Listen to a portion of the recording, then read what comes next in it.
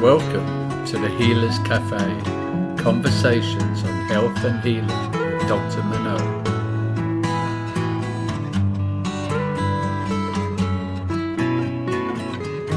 So welcome to the Healers Café. And today I have with me Dr. Ali Lankerani. And I just tell you a little bit about him. He is affectionately known by his patients as Dr. L, the parent whisperer. And he's a clinical neuroscientist with a background in chiropractic medicine. Dr. L currently runs online programs that support parents and their children and encourages healthy, growing relationships between them. And Dr. L is internationally published and best-selling author, was twice voted as one of America's top doctors, hosts the TV channel Role Model Maker, has additional training in traditional Chinese medicine and acupuncture, and ran an award-winning private practice helping kids with autism spectrum disorder. And I'm going to leave it at that and just say hello and welcome. And then you can put us completely up to date with what else. I know you're a TEDx speaker as well. Yes. We would spend the whole time actually talking about those things. So let's just move on. I appreciate it. Thank you for the introduction. I'm honored to be here, and I appreciate the time that our audience has carved out of their busy schedule to be with us as well. So my very first question for you, because I'm always curious, is what got you interested in this field, and what was like, did you know the moment you were born? Did Like, what was I thinking? exactly, and that, okay, yes, that's the other part. Well, the story is started basically when I was a child, actually, and it's not that I knew what I was doing. To this day, I don't know what I'm doing. I actually grew up with ADHD before there was a diagnosis for ADHD. I was not an easy child, so I apologize to parents and teachers alike out there that have to deal with the likes of me. And I thank you for your patience and your kindness in basically helping us grow and develop and lead lives that are fulfilling and allow us to share our message with the world. So that's how I started. And then it's amazing that I lasted in academia for as long as I did. Got my postdoctorate in neurodevelopmental disorders. Um, and eventually I did my private practice, but then I realized the funny thing is the success of the practice became its own ending. It made me realize that I could serve in a bigger way, and I Right. didn't want to be confined in the brick and mortar office. And the other part of it is the healthcare system was preventing me from practicing the way I'm trained. And also, because of what I experienced growing up, I could identify both with the parents as well as the children. And the children were coming to me 6, 7, 10, 11, 12 years old, and they already knew that they were different than those around them. And Mhm. they were internalizing it as if there's something wrong with them.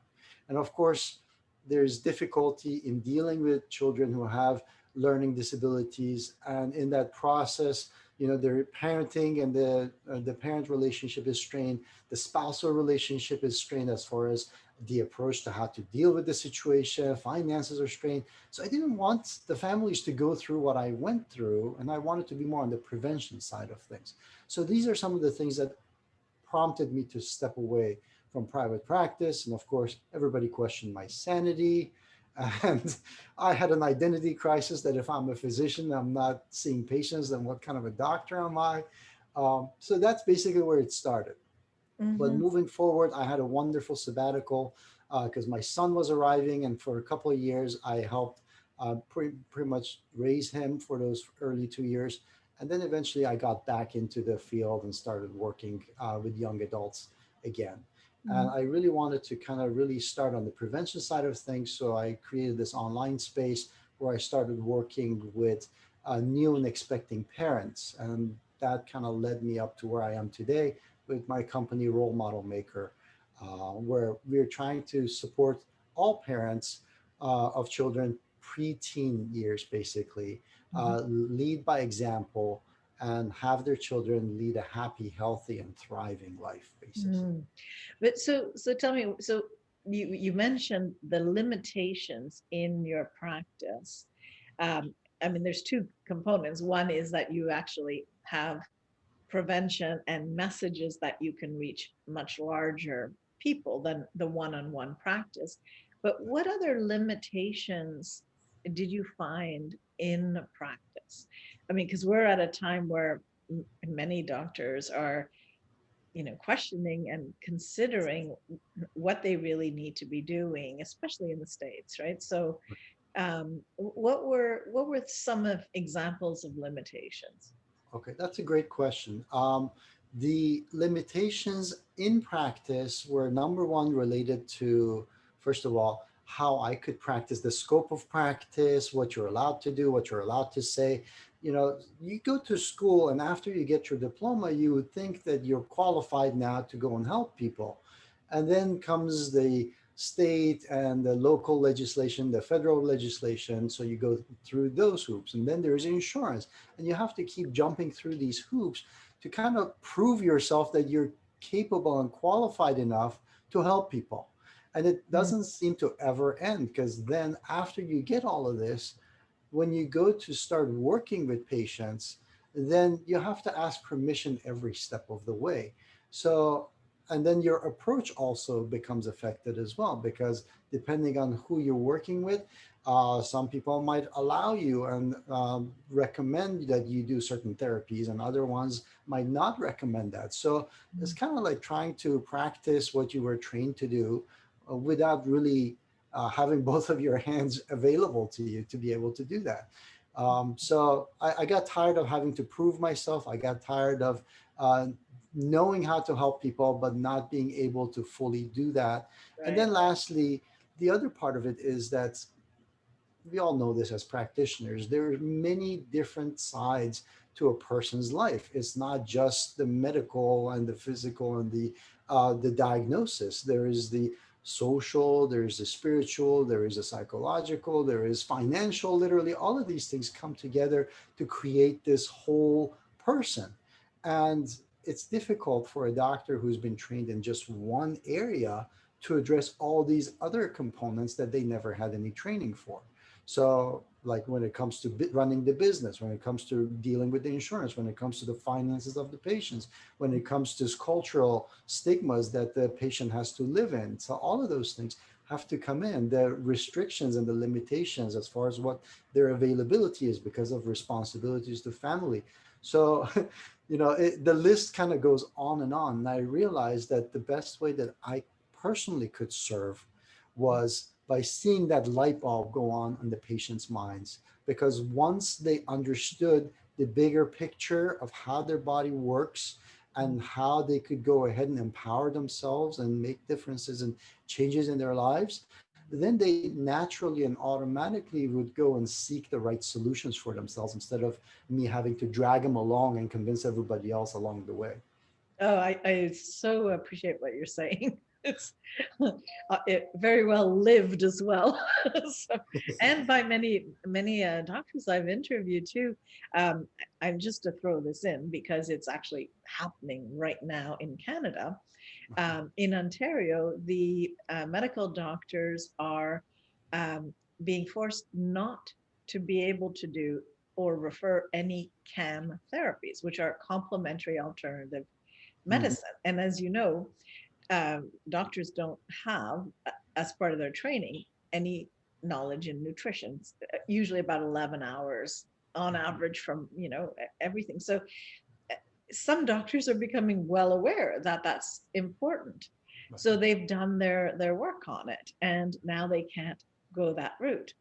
So it's like they're being held by the pharmaceutical companies as this is basically your our product and you're going to now have to do things this way. Whereas I think they many people in the profession are waking up to exactly what you're saying. We are dealing with a whole person, and a whole person has so many aspects, so I feel for what you're saying. And I even have in our naturopathic, they're doing the same thing.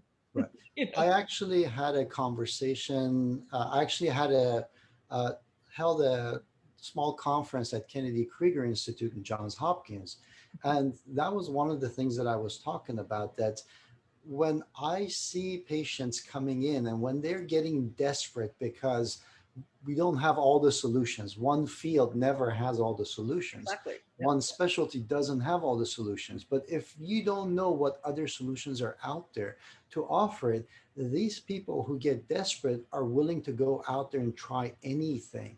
And in that process, they can hurt themselves. They can get victimized by other things that don't necessarily serve their best interest.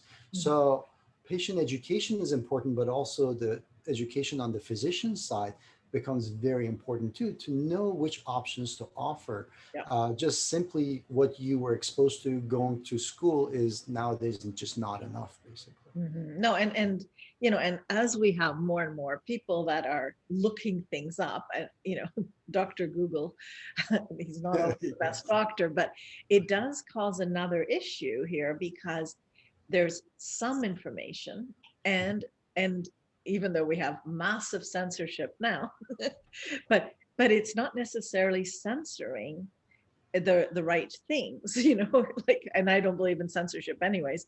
Like, you do have to be buyer beware, but I Right. do think it's so important that that doctors come on board Right. and generally say, oh, I have heard about this or that, or you know, let's keep in touch, you know. And some of them are saying, well, you know, try it and we'll see, and not close the door, because so many people leave their doctors or physicians because they're closed-minded.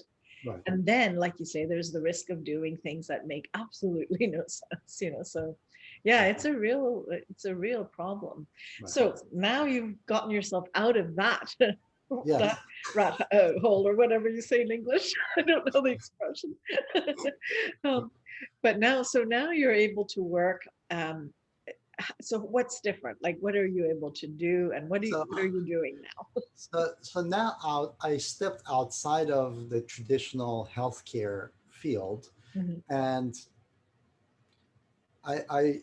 always say this tongue in cheek because when I go online, I am not offering medical advice, and I understand that, and I mention that to people. So even though I have the title of the doctor, they need to be very aware that what I'm recommending to them is not necessarily medical advice. Having said that, though, what it has done, it has given me and has opened up the channels to connect with patients beyond the doctor patient relationship that used to exist in the clinic. Right. And this was interesting because first I was sharing my knowledge and understanding and teaching them how the body works. And I realized that part of the whole doctor patient relationship thing had caused me to always maintain this barrier between myself, who I am, and my patients. Mm, And in the process, now that that scenario, that clinical setting no longer exists, it is difficult for me to leave the institution behind, leave the clinical setting behind, and work in a different relationship with the patients. Because working in an online environment, what is valued is the authenticity, the genuineness, and knowing what you stand for. And one of the things that happens to us as we are going through extensive education is that you're constantly putting your wants and needs and desires and ways that you want to live life on hold, right? Because you got to finish the right. degree, and then after that is the specialty and the subspecialty. It goes on and on and on. Education. Yeah, this whole delayed gratification. So the trouble becomes that we become disconnected from who we are, what we are about, what we Uh, love. And that was one of the things in the last, like when I was going home, having had an awesome day in the clinic, one of the days I'm like, wow, I helped so many people and I made a difference. And then it just hit me. It's like, so why am I not on cloud nine? And that was the beginning of this whole journey that kind of led me to here, that I realized that I didn't want to begin and end with I'm the town doctor. Like that, mm, my life is bigger than that. And I wanted to show up in my full life, not the part that had already taken so many decades of my life to begin with. Mhm. So in that quest, I came into this online world, initially sharing my knowledge and expertise and trying to support parents.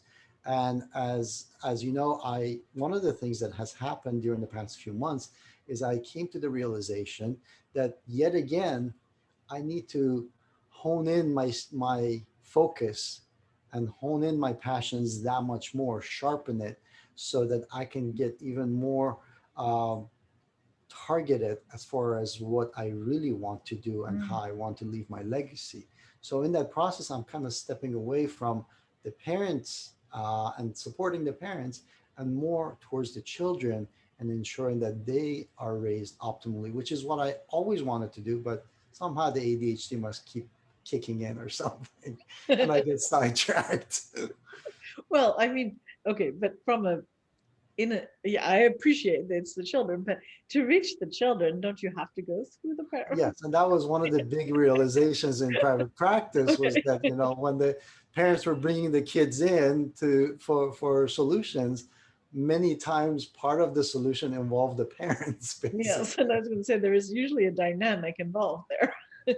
Exactly. So Oh, I'm not stepping away from it. I think that in helping the kids, I will always offer the solutions that I have for the parents, mhm, the programs that I have for the parents to them. But with the new perspective and new focus that I'm giving you these so that you can support your child better in right. becoming the full individual that they are. Hi, I'm Dr. Manon Bolliger, and I wanted to take a moment to thank you for watching these podcasts. If you haven't subscribed, please do. Also, feel free to leave comments and like it.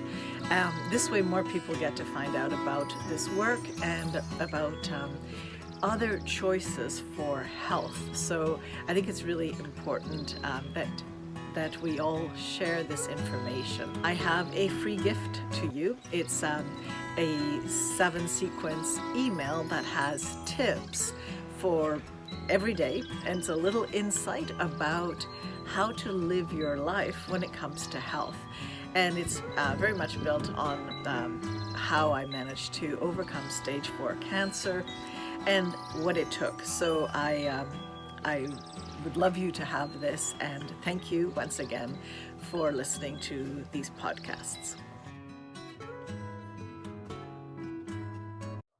Yeah. Yeah, no, I understand the change or the pivot to and the importance too Right. to um to love your life, because when we go into medicine, it's we're like saviors, and we're really not, like the Right. truth is, Right. um it- people need to save themselves. We're more like guiders and all of that, but I think that's why in the end it's education and empowering, and that's what makes the biggest difference. And I actually was going to say this for our non-healthcare audiences as well, that Mhm. whether you're a parent, whether you have other responsibilities, but as an adult, we all have all these responsibilities, other things that come along the way. Mhm. And that makes us stop what our life is about. Like kids come along and it's like, I'm going to do whatever it takes so that my child has the best of everything. Yeah. But then in that process, you're inadvertently teaching the kids that you come second to other people, Mhm. right? So it's important for us to always stay in touch and always stay connected Mhm. with our mission, with our purpose in life, and sharing our gifts and expertise with the world as well. Mhm. Mhm. Yeah, It's an ongoing thing, basically. it is ongoing, and it's completely integrated.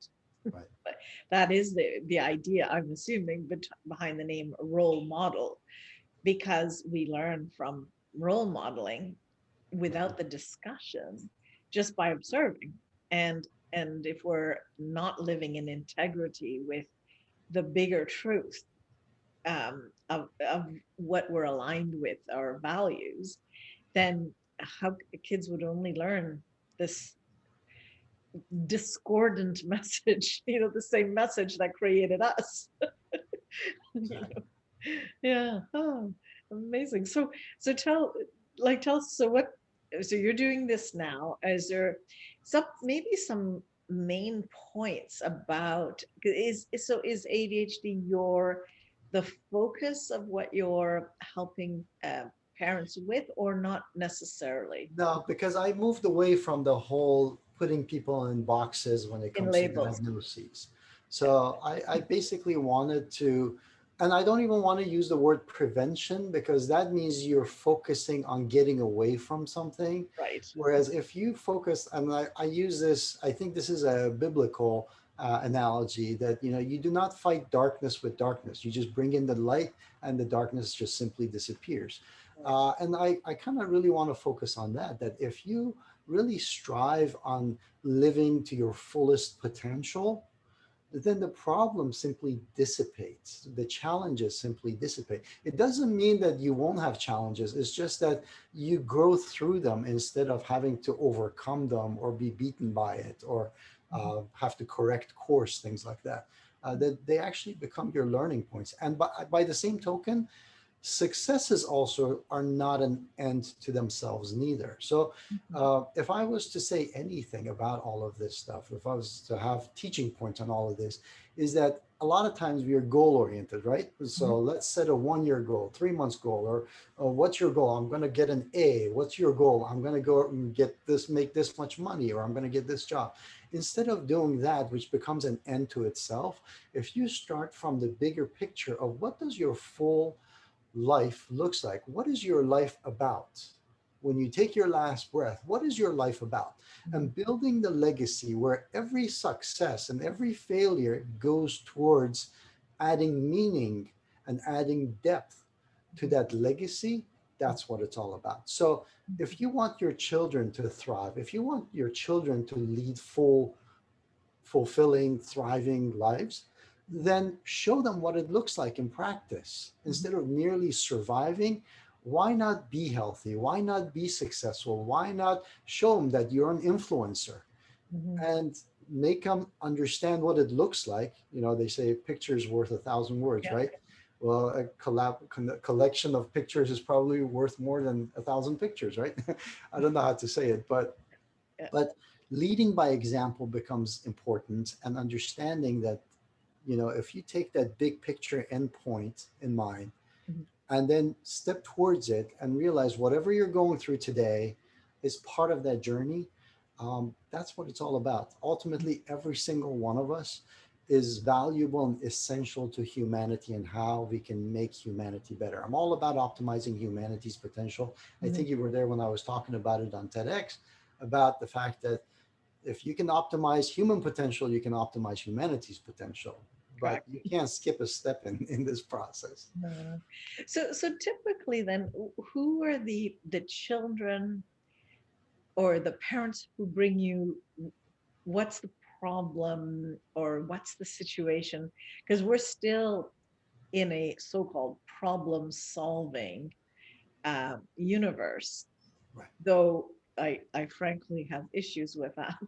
But it still is, usually people look um, because they have an issue, a problem. So who do you serve in that way? Who ends up getting the benefit of your work? So I love that question because it actually caught me by surprise in this whole journey and development. So as I develop my programs, one of the things is that I offer the mentorship program, right? And people started coming to me, and people join mentorships because they have a problem they want to solve, right? But then somehow it was really interesting because my approach is this grounds up, inside out approach. And I'll give you this one example basically, that have you ever woken up and the day that you're facing, the problems that you have during that day seem bigger than life, that you don't know how to take on that life, right? Mhm. And you kind of are hesitant to start your day. You started with dread, things like that. And but then once you get up and you start moving around and you go through your shower and your routines, by the time you're out and you're coming out the door, the problem seems smaller. Mhm. And a lot of that has nothing to do with the problem changing Right. or solutions presenting themselves. It's merely what happened inside of us from the moment that we were asleep and are getting up, where we might be dehydrated, might not have proper nourishment, might not have rested enough, have not been moving for several hours, to a place where you got your nourishment, you started moving around, you saw some people and socialized with them, you got some sunlight, and all of a sudden internally you're in a much better place to tackle the challenges and the things that are facing you during that day. So the Mhm. problem shrinks, so Mhm. your perception of the problem becomes different, and as a result your outlook on the day becomes different as well.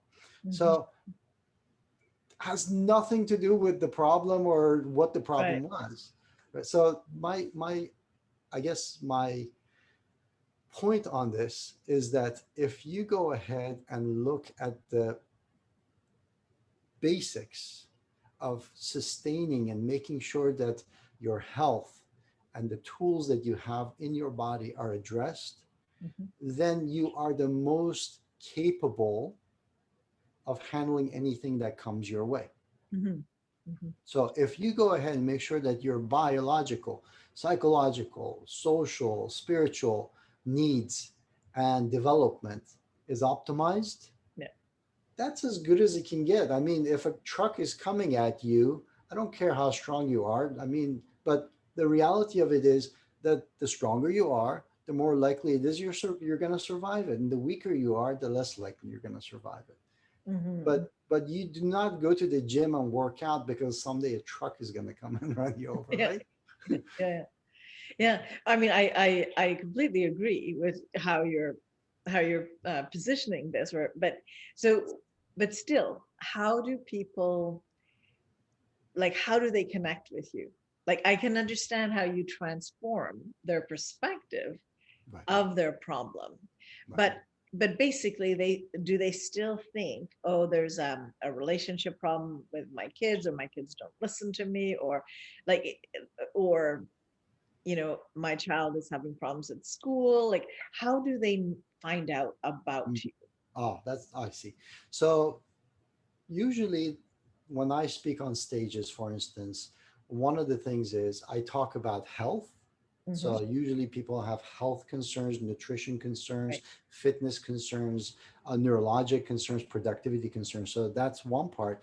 And then the other part is regarding family. So whether it is child development, whether it is parenting skills, whether it is spousal relationships, these are typically the ways that people find out about me or join our programs, basically. Hmm.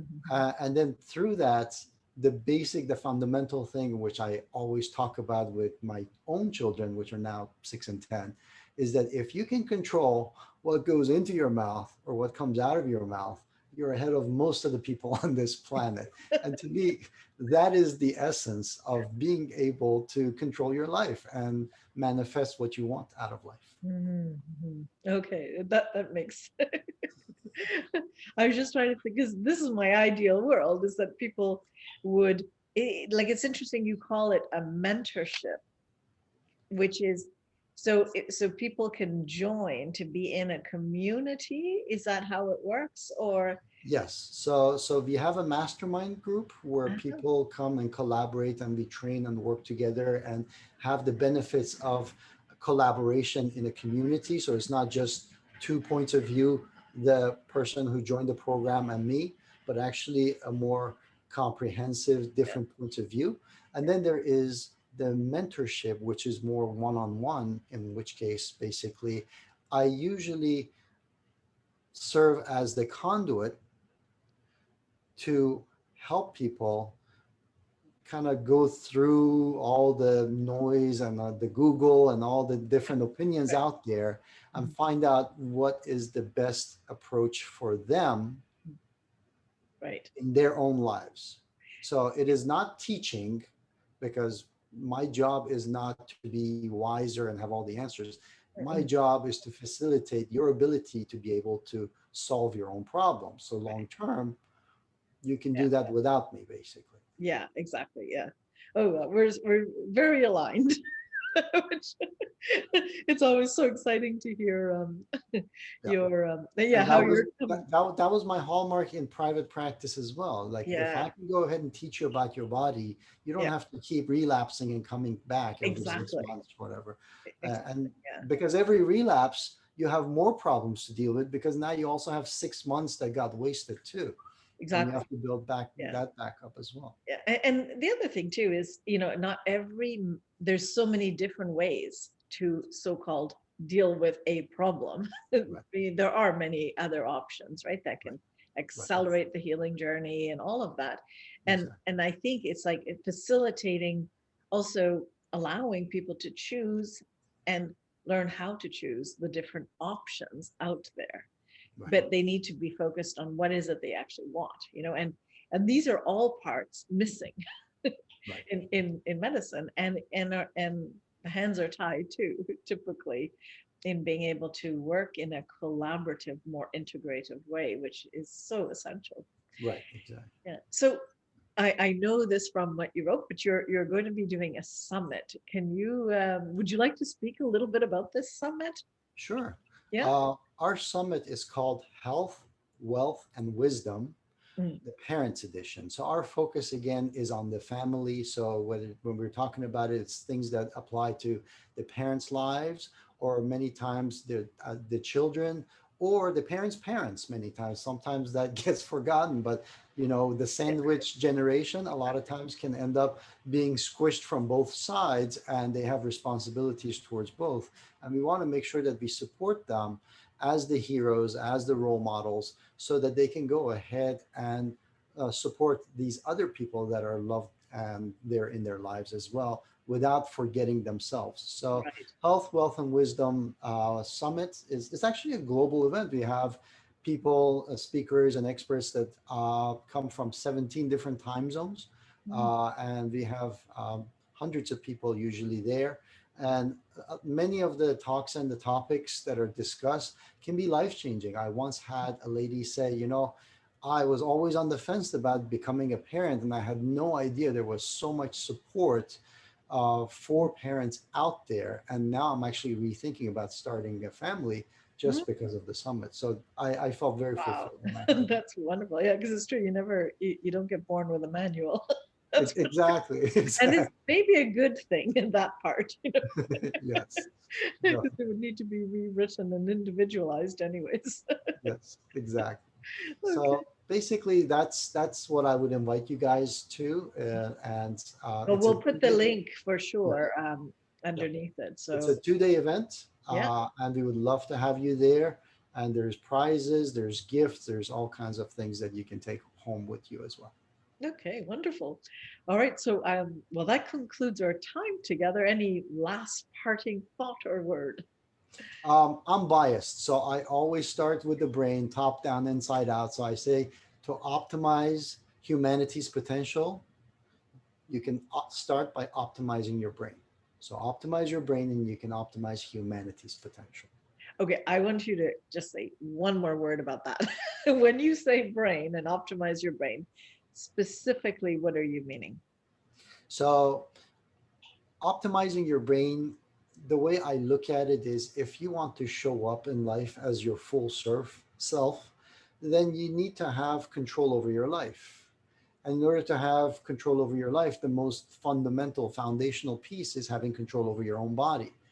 And call it my bias, the organ that seems to control most of the functions in the body happens to be the brain. Now, I know this is a very mechanistic view of it, and there's more to it, but that's basically my starting point, especially since the brain is not fully developed when we were born.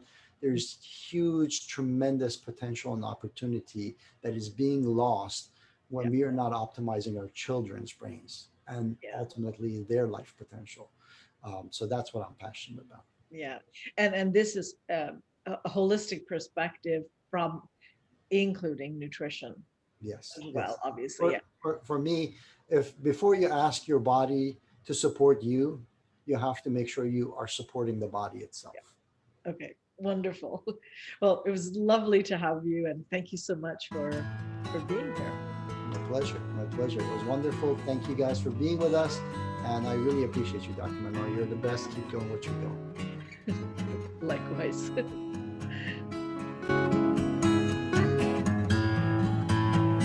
Thank you for joining us at the Healers Café with Dr. Manon. For more information, go to drmanonbolliger.com.